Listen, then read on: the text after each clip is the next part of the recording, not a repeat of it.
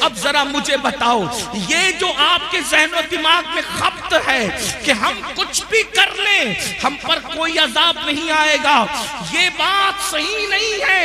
اللہ اکبر، اس کی تفصیل یہ ہے، امت محمدیہ ہونے کی وجہ سے اجتماعی عذاب اس قوم پر نہیں آئے گا، یعنی پوری قوم ہلاک نہیں ہوگی، مگر انفرادی عذاب جو جیسا کرے گا ویسا اس کو بھرنا پڑے گا۔ قرآن کہتا ہے وَمَا أَصَابَكُم مِّن مُّصِيبَةٍ فَبِمَا كَسَبَتْ أَيْدِيكُمْ، کہ تم پر جو بھی مصیبت آتی ہے وہ تمہارے عمل کی وجہ سے آتی ہے۔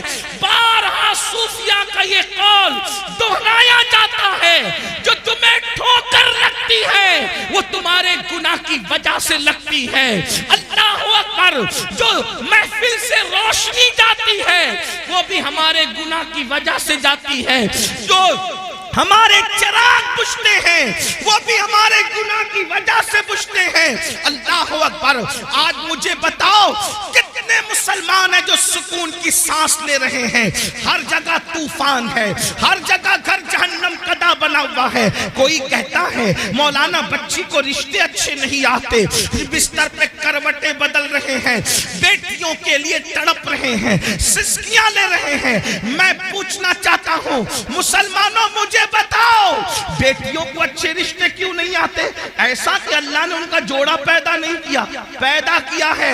بہنیں ماں اور آپ بھی سن لیں، جو اللہ درخت کے پتوں کو بے جوڑ پیدا نہ کرے، جو اللہ چوٹیوں کو بغیر جوڑے کے پیدا نہ کرے، جو اللہ پھول اور پھلوں کو بے جوڑ پیدا نہ کرے، جو اللہ سر کے بالوں کو بے جوڑ پیدا نہ کرے، جو اللہ ستاروں کی انجمن کو بے جوڑ پیدا نہ کرے، جو اللہ سمندر کے قطروں کو بے جوڑ پیدا نہ کرے، وہ تمہاری بیٹی اور بیٹے کو بے جوڑ کیسے پیدا کرے گا؟ لیکن یہ رشتے کیوں تھمے ہوئے ہیں؟ کہا کسی نے باندھ دیا ہے۔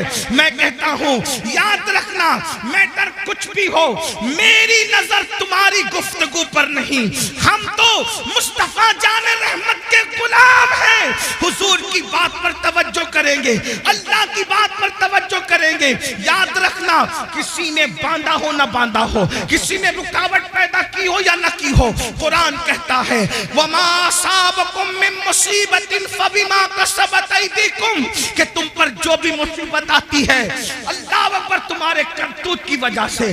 سیدنا فاروق اعظم فرماتے ہیں جب تم گناہ کرتے ہو تو قبر انور میں رسول اللہ کو رنجیدہ کرتے ہو۔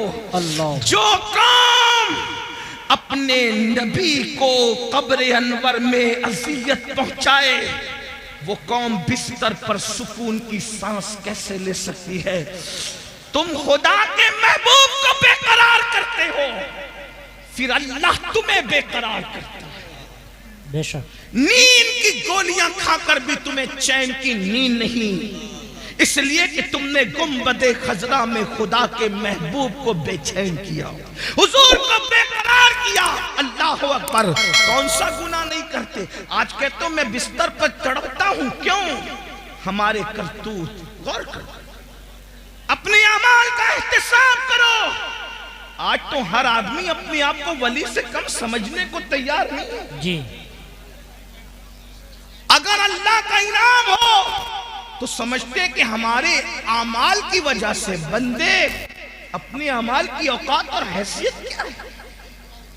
جس قوم کو وضو اور غسل کا طریقہ یاد نہ ہو اس کے اعمال کی حیثیت کیا ہے؟ جی، یہ تو اللہ کا کرم ہے، یہ تو اللہ کا احسان ہے کہ اس نے تمہارے بھی اور ہمارے بھی عیبوں پہ پردے ڈال رکھے ہیں۔ بے شک سچی بات کو ایمان لگتی اگر وہ تمہارے اور میرے عیبوں پہ پردے نہ ڈالتا۔ میں ان اللہ والوں کی بات نہیں کر رہا ہوں، تمہاری اور میری کر رہا ہوں۔ اگر وہ آپ کے اور میرے عیبوں پہ پردے نہ ڈالتا تو نہ آپ یہاں بیٹھنے کے قابل ہوتے، نہ میں یہاں بیٹھنے کے قابل۔ اس کا کتنا بڑا احسان ہے۔ تو آج اگر بیٹیوں کو رشتے نہیں آ رہے ہیں، ہم نے حضور کو رنجیدہ کیا، اللہ ہمیں رنجیدہ کر رہا۔ ہم نے حضور کو اذیت دی، اس لیے تڑپ رہے ہو۔ روزی کے معاملے میں کیوں پریشان ہو؟ روزی کے معاملے میں کیوں تڑپ رہے ہو؟